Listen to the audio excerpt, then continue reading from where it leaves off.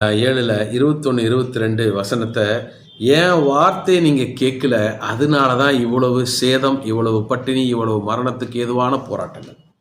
நம்ம வாழ்க்கையில் யோசிச்சு பாருங்க. நல்லா நடத்துகிற தேவன் ஒருவர் இருக்கிறார்.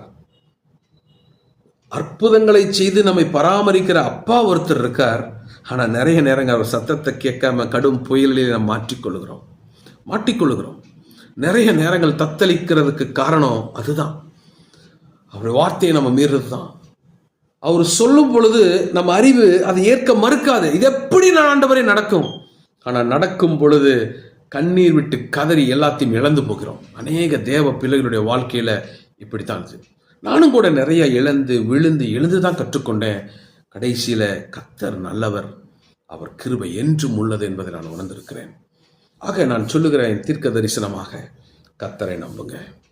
அவர் செய்ய நினைத்தது தடைபடாது.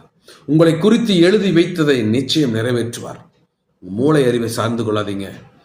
பிசாசு என்ன சோதனை கொண்டு வந்தாலும் தேவன் பராமரிக்க உண்மையிலவர்.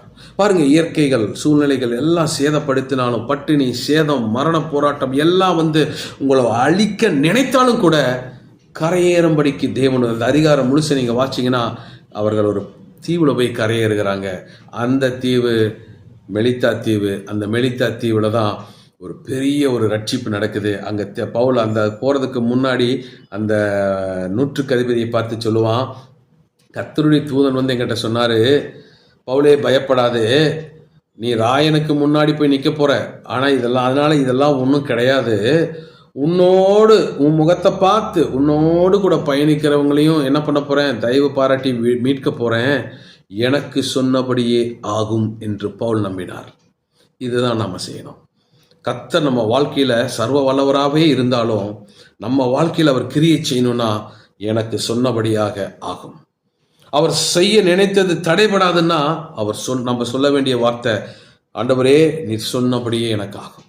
என் வாழ்க்கையில் புயல் அடிக்குது, என் வாழ்க்கையில் கொந்தளிக்குது, ஆனால் நம்ம சொல்லணும், நீர் எனக்கு சொன்னபடி ஆகும். ஆண்டவரே என் வாழ்க்கையில் எல்லாத்தையும் நான் இழந்துட்டேன், உண்மைதான், ஆனால் நம்ம சொல்லணும், நீர் சொன்னபடியே ஆகும்.